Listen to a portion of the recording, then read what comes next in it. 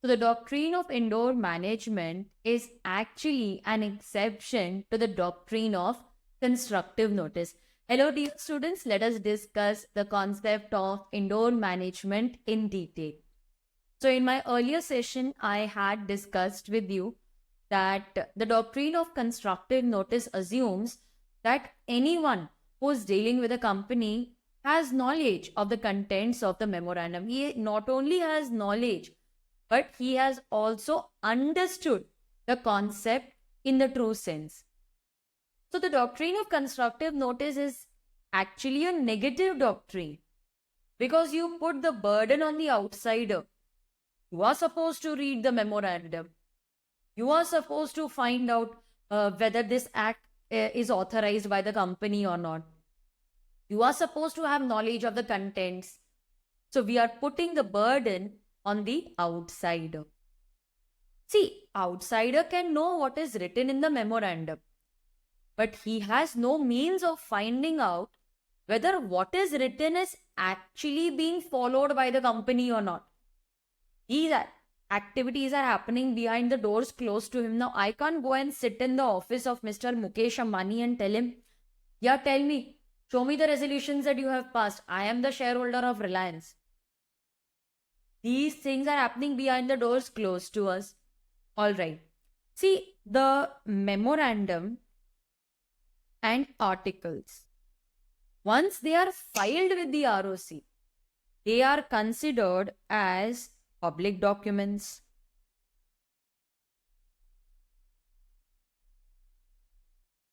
Anyone who deals with a company is presumed to have knowledge of these documents. Not only these documents, but special resolution is also a public document. What is a special resolution? Now,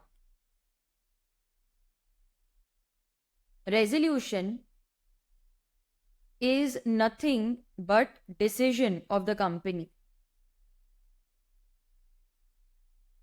See, company is an artificial person. It is not capable of taking decisions for itself. So the decisions are taken either by the board of directors, they pass a board resolution, or the decisions are taken by the members, they pass a they come in the general meeting and they pass resolution. So because the company is an artificial person, we need to take decisions for the company. And those decisions are taken in the form of resolution. Now there are two kinds of resolution. We have ordinary resolution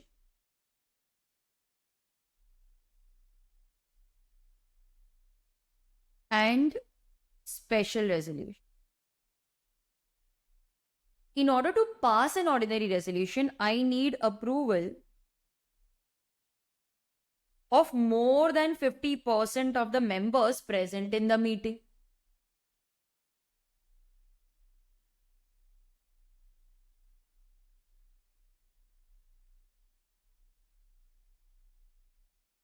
Or 50%, I can say, yes. In order to pass a special resolution, I need approval of more than 75% of members in the meeting.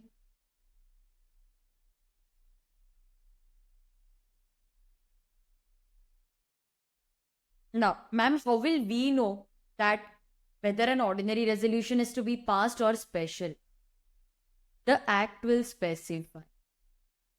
The Act mentions, acha, you want to pass an ordinary resolution, sorry, you want to buy back the shares, special resolution. Bonus shares, ordinary resolution. So the Act will specify the kind of resolutions that are required to be passed. Okay, so we need not worry. Just a minute. So we need not worry about the kind of resolution. The Act itself will specify the kind of resolutions required to be passed. You want to alter the capital? Ordinary. Bonus share? Ordinary. Change of office from one place to another? Special. You just need to pass those resolutions. Special means you need more than 75% of the members to approve in favor. So 75 means 3/4 of the members. 3/4 means out of 4 votes, 3 must be in favor, 1 can be against. So 3 must be in favor, 1 can be against. So these special resolutions, they are also filed with ROC.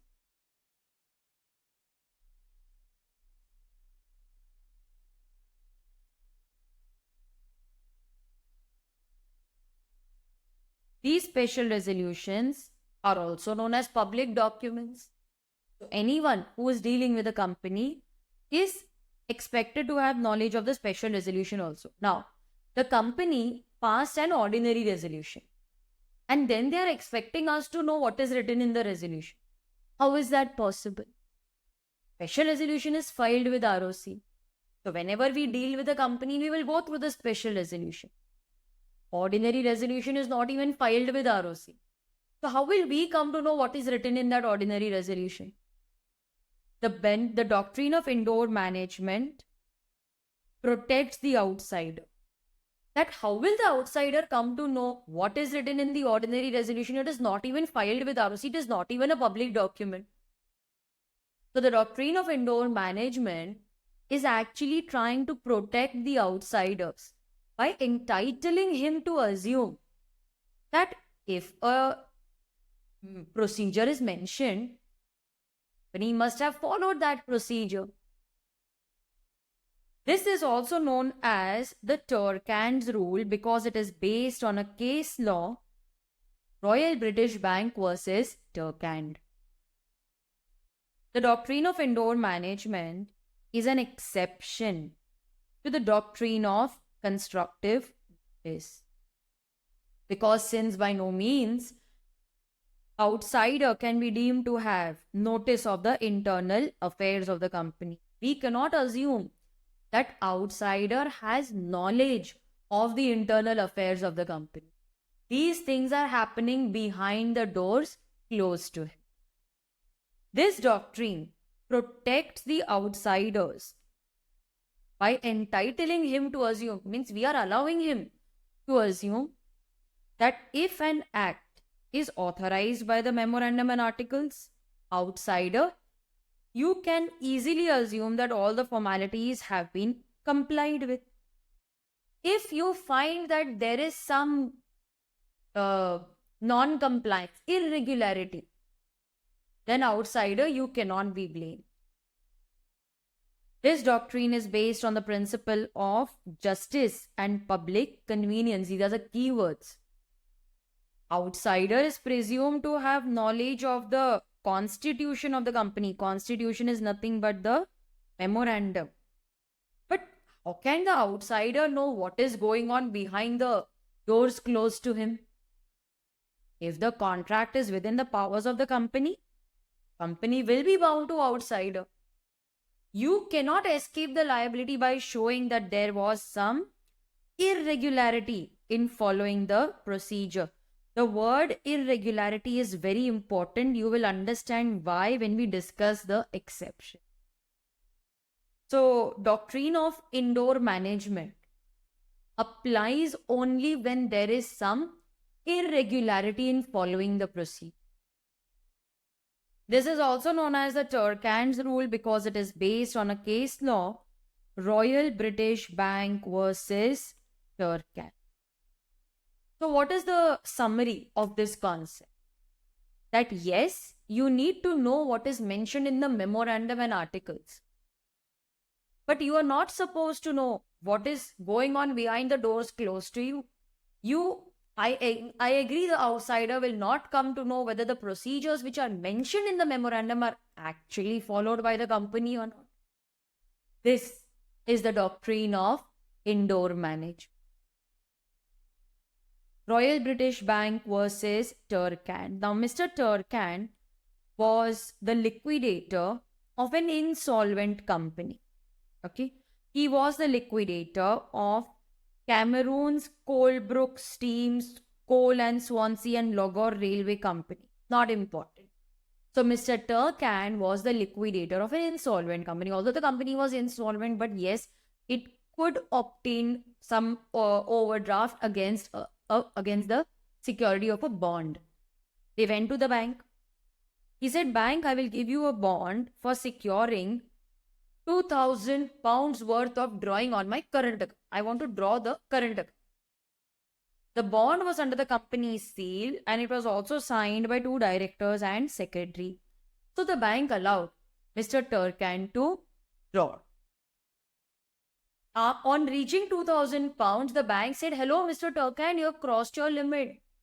We want to exercise this bond. I want my money back." Mr. Turcan is saying, listen, actually the company could borrow only what was authorized by an ordinary resolution. Ordinary resolution was passed, but it did not specify the maximum amount that the company could borrow. See, the company could only borrow what was authorized by the ordinary resolution. Ordinary resolution was passed, but it did not specify the amount that the company could borrow. So ordinary resolution is incomplete. You forget about this loan. Company is not liable. You should know that we can borrow only what is written in the resolution. You did not check that the resolution failed to mention the amount. Now we are not at fault. You decide. Ma'am, ordinary resolution is passed. Ordinary resolution is not a public document. It is not filed with ROC. So how will we come to know what is written in the resolution? It's not a public document. So as per the rule of indoor management, company's indoor affairs are the company's problem. Let's read it. The bond was valid. Bank, you can enforce the bond. See, articles were registered. The bank knew that the company could borrow only what was allowed by the resolution. But how will the bank come to know which resolution was passed? It's not even registered. So here there is no requirement to look into the company's internal working. This is the rule of indoor management. Company's indoor affairs are the company's problem. But do you know something? There are exceptions to this doctrine as well. Oh my God, it is so funny, I tell you. First, they had the doctrine of constructive notice. Okay. Then we thought that it is a negative doctrine. So we got an exception, which is the doctrine of indoor management. Now we are bringing an exception to this also. It means indirectly we are again going back to the doctrine of constructive notice. Now this favored the company.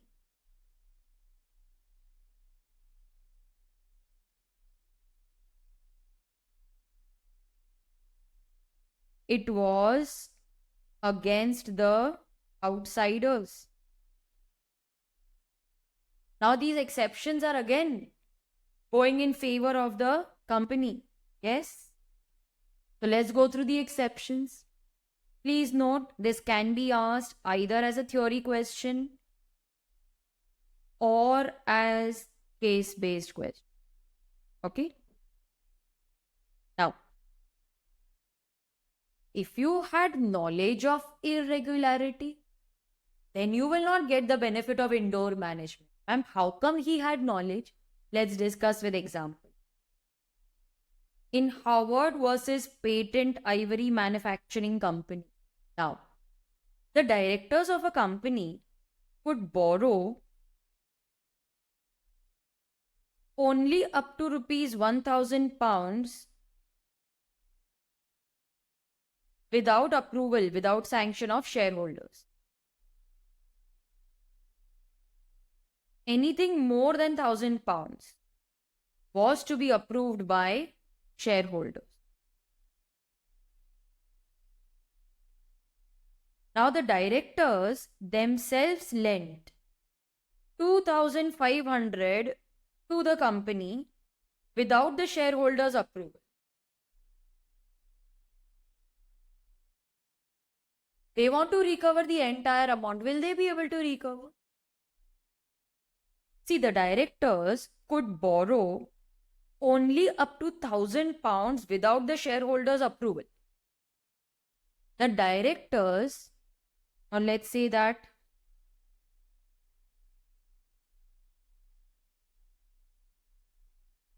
the company, okay, let's do that. The company could borrow, okay, company could borrow £1,000 without the approval of shareholders, and anything beyond that required the shareholders' approval. The directors themselves lent 2,500 to the company. Will they be able to recover this? No, ma'am. They are directors. They should know the internal rules of the company. How can the directors say we don't know? We don't know the limits. If they want to lend more than £1,000 to the company, they need the shareholders' approval. They should know about it. And also, they cannot claim that, oh, we were not aware. Arey, you yourself are a party to that transaction. How can you say I don't have knowledge? Knowledge arises from the fact that the person contracting was himself. The person contracting was himself a party to the procedure. So, see, sometimes you may have this question in your mind. Man, how come he has knowledge of irregularity? My answer would be because he himself was a party to that transaction. So when he was present over there, he will have knowledge, know what is going on. He will know about the procedure. Also right over here, directors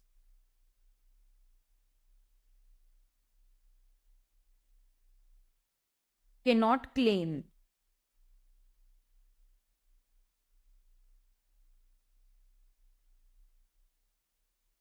the benefit of indoor management. The directors cannot say, oh, this is an internal procedure. How will I come to know about it? Arey, you are a director. You are expected to know about it. You cannot say, I am not aware. The directors, they cannot claim the benefit of indoor management. You cannot say that, Arey, I was not aware of the procedure. You are a director. You are supposed to know about the procedure. When a person dealing with a company has noticed, whether actual or constructive, of the internal irregularity, when you know about the internal irregularity, how can you say I am not aware? You will not get the benefit of indoor management. Another case law. Earlier, directors had to pay rupees 5,000 and purchase qualification shares of the company. That is now not required, but this is an old case law. Now, the director was allotted shares. See, when you purchase shares of the company, you start feeling associated with the company. So, you will not let anything go wrong, no? That is why earlier directors would purchase shares, because then you start feeling one with the company. Now, the allotment was made to the directors, but the people allotting him were not validly in office. They themselves were not validly in office. So the allotment was void. Can he say, how will I know about it? Arey, you were there, no, in the meeting. Don't you know that Mr. X and Mr. Y are not directors? You were standing there, no? You are also becoming a director. You didn't know about it or what? You don't know who your board of directors are. You will not get the benefit of indoor management. You participated in the meeting. You knew about it. You knew that the persons who are appointing you are not validly in office. You will not get the benefit of indoor management. So indoor management is not aware when you have knowledge. These students sometimes know, students find this very confusing. So this is not a concept which you will understand 100% in the first reading itself. Sometimes it takes time. You can watch the video again. Or maybe, after a day or two, you can again watch it. Watch this video 2-3 times. You will definitely understand the concept. Acha, suspicion of irregularity. I had some suspicion, some doubt. Are you should have inquired. You would have come to know about the irregularity, but you are lazy. You did not inquire. Now you will not get the benefit of indoor management. Acha, listen to me. An accountant has come to you for selling the land of the company. Will you buy it from him? Accountant is offering to sell land belonging to the company. Will you buy it? No? Why no? Ma'am, how can an accountant sell the land? You're doubtful, right? Have inquired? If you would have inquired, you would have come to know that the accountant cannot sell the land. You did not inquire. In fact, you purchased the land for 1 crore rupees. He ran away with the money. Will you be able to claim this from the company saying that, who am I supposed to know? Will you get it back? You had some suspicion, you were doubtful, you should have inquired. You would have come to know that he is not the right person to sell it. You did not inquire. You have to blame yourself. Achha, let's take one more example. Mr. A is a director in company X as well as company Y. Okay, Mr. A is a director in company X as well as company Y. You are the creditor of company Y. Okay. Now, the director of the company, he's a director in company X as well as company Y. You are creditor of company Y. Okay. Now, Mr. A, the director, said,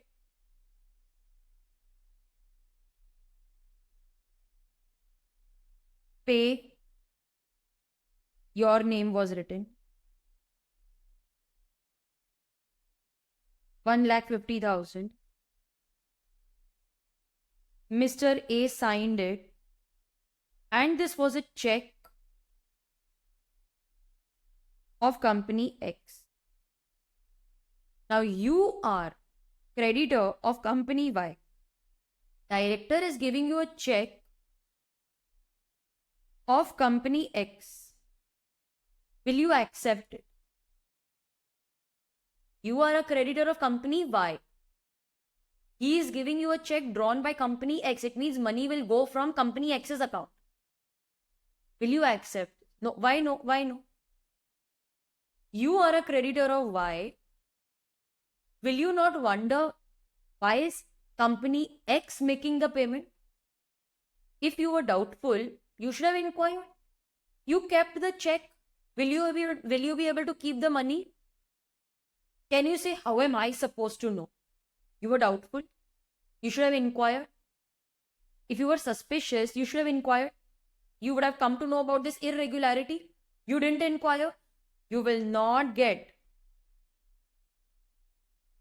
the benefit of indoor management. You will not get the benefit of indoor management. Law does not reward those who behave negligently. If the transaction is unusual, it is not in the ordinary course of business, person cannot claim protection because he could have discovered the irregularity if he had made proper inquiry. So if you would have made inquiries, you would have come to know about this irregularity. You didn't inquire. You will not get the benefit of indoor management. If you would have inquired, you would have come to know that this is irregular. You didn't bother. You're lazy. You will not get the benefit of indoor management. Last, ma'am, do we need to learn the name of these case laws? Yes. Forgery. Forgery means copying the signature of some other person. Forgery means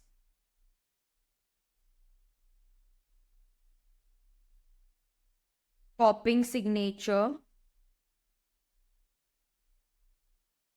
of another person. Now, Mr. Rubin had applied for the shares of a company. The secretary of the company issued a share certificate while forging the signature of 2 directors under the seal of the company. Now, Mr. Rubin wants to be registered as a member, but the company refuses. So he files a case. Company says, "Arey, forgery had happened." He says, "How am I supposed to know about this? How am I supposed to know that the director's signature was forged? That is indoor management." I think he's correct. He says that since the signatures were a part of the internal management, how is he supposed to know whether genuine signatures are applied or not? Whether genuine signatures are applied or not? You tell me. Will he get any remedy? Ideally, he should get, no? But law says no. Law says forgery is a nullity. It is void ab initio. The most important point, it is an illegality, not irregularity.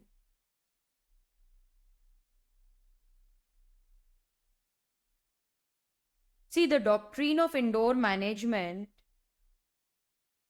applies to irregularity in following the procedure.